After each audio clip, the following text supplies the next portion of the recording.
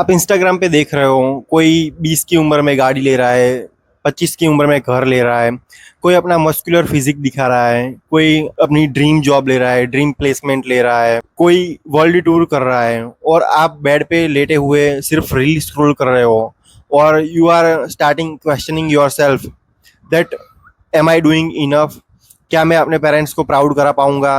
क्या मैं अपने ड्रीम्स फुलफिल कर पाऊंगा?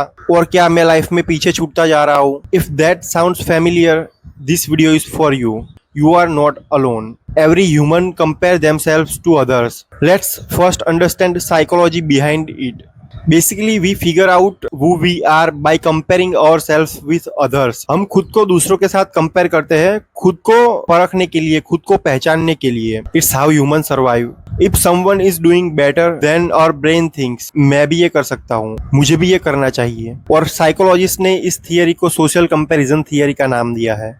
बट अभी क्या हो रहा है, हम every single day social media पे फिल्टर्ड सक्सेस वर्जन देख रहे हैं and that tricks our mind into feeling like we are always behind. It's not just social media, our culture also glorifies milestones. 25 पे नौकरी, 30 पे छोकरी और ये सब चीजें हमारा कल्चर भी बताता है. Somewhere this timelines became the scoreboard for self growth. But life is not race, not competition. It's just personal project, one who unfolds differently for everyone. Now let's discuss what are the negative consequences of comparison. First, you lose focus. आप जो भी काम करते हो अपना focus वहाँ पे खो देते हो क्योंकि आप दूसरों के साथ अपने आप को कंपेयर करने में लग जाते हो, दूसरों के बारे में सोचते रहते हो, अपने खुद के बारे में नहीं सोचते, आप अपने आप पे ध्यान नहीं देते, दूसरों के ऊपर ध्यान देते हो और उसी तरह आप अपना फोकस खो देते हो और कॉन्सेंट्रेटेड नहीं रहते किसी भी काम में. आप जो भी काम करते हो वहां पे आप अपना 100% नहीं दे पाते. Second, you lose gratitude. अभी ग्रेटिट्यूड का मतलब होता है कृतज्ञता. इसका मतलब ये है कि आपके पास जो भी है आप उसको अवॉइड करते हो और दूसरों के पास जो है उस पर फोकस करते हो. अपने पास जो चीज़ें है उस पर फोकस नहीं करते. अपने पास ये पेन है 10 रुपए वाली तो आप उस पर फोकस नहीं करते, किसी के पास 50 वाली पेन है तो उस पर फोकस करते हो. So that is called gratitude. और अपना ग्रेटिट्यूड को बढ़ाना चाहिए. अपने पास जो चीज़ें हैं उसमें खुश रहना चाहिए, सेटिस्फाइड रहना चाहिए. बेशक आप दूसरों में से इंस्पिरेशन लो, वो भी अपने पॉइंट रखा है, वो हम आगे डिस्कस करने वाले हैं, लेकिन जो अपने पास है उस पर ग्रेटिट्यूड फील करो. Third, you lose confidence. जब आप दूसरों के बारे में सोचते हो तो आप अपने आप के बारे में नहीं सोचते और अपना कॉन्फिडेंस खो देते हो क्योंकि आप दूसरों के बारे में सोचते हो, उनकी चीज़ों के बारे में सोचते हो कि उनके पास वो है मेरे पास क्यों नहीं है. तो आप अपना जो सेल्फ एस्टीम है वो लो कर देते हो और कॉन्फिडेंस आपका वहीं पे ही डाउन हो जाता है. Now let's discuss how to stop comparison और what are the solutions. First, practice gratitude daily. जैसे मैंने पहले भी बताया कि जब आप दूसरों पे फोकस करते हो तो अपना ग्रेटिट्यूड डाउन हो जाता है. इसलिए अपने पास जो भी चीज़ है उस पर फोकस करो. आपके पास आपको जो भी मिला है आपके पेरेंट्स के द्वारा, आपने जो कमाया है उस पर फोकस करो और उसके लिए पेरेंट्स को और ऊपर वाले को थैंक यू बोलो क्योंकि आपके पास जो है वो दूसरे के पास नहीं भी होगा. शायद आपके पास 2 वक्त की रोटी है, दूसरे के पास 2 वक्त की रोटी भी नहीं होगी.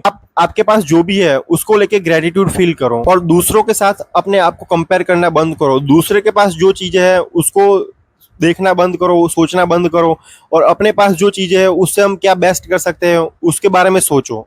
सेकंड और most important point which is limit social media consumption. अभी सबसे इम्पोर्टेंट फैक्टर यही है कि लोग जब सोशल मीडिया ओपन करते हैं, इंस्टाग्राम, फेसबुक, यूट्यूब वगैरह, तो वहाँ पे लोगों की सक्सेस स्टोरी देखते हैं. वहाँ पे वो लोग पोस्ट करते हैं कि हमने ये कमाया, हमारे पास ये है वो है, और उसी को देख के जो ऑडियंस होती है वो इन्फ्लुएंस होती है, वो देखती है कि हमारे पास ये नहीं है, इसके पास ये है, तो वो दूसरों से इन्फ्लुएंस होती है लेकिन खुद कुछ करती नहीं है. इसीलिए सोशल मीडिया जितना हो सके उतना कम यूज़ करो. मैं ऐसा नहीं बोल रहा कि आप सोशल मीडिया छोड़ दो, लेकिन जितना हो सके उतना कम यूज़ करो ताकि प्रैक्टिस करो, मेहनत करो और खुद कमाओ. तीसरा point, celebrate small wins. Every bit of progress counts. इसलिए अपने छोटे छोटे जो अचीवमेंट है उसको सेलिब्रेट करो क्योंकि जब आप अपने छोटे छोटे अचीवमेंट सेलिब्रेट करोगे तभी आप अपना गोल अचीव कर पाओगे और उस बड़ी अचीवमेंट को आप सेलिब्रेट कर पाओगे. सो इसीलिए जैसे मैंने पहले बताया, every beat of progress counts. और मैं इसलिए ऐसा बोल रहा हूँ क्योंकि आप अपने आप को रिमाइंड कर पाओगे कि हाँ, मैं उस चीज को अचीव करने के लिए उसी पाथ पे हूँ। Fourth, turn comparison into inspiration. अब ये कैसे किया जाएगा, चलिए बताता हूँ आपको ये कैसे किया जाएगा। जब आप किसी और को देखते हो अच्छा करते हुए, तो आप ये मत बोलो कि मैं ऐसा क्यों नहीं कर पा रहा हूँ, बल्कि आप ये बोलो कि मैं इससे क्या सीख सकता हूँ, मैं इससे क्या इंस्पिरेशन ले सकता हूँ, मैं इससे क्या लर्न कर सकता हूँ, मैं इससे अच्छा क्या कर सकता हूँ। वो सब चीजें आप अपने दिमाग को बताओ। Others people are not competition, they are just reminder that what's possible.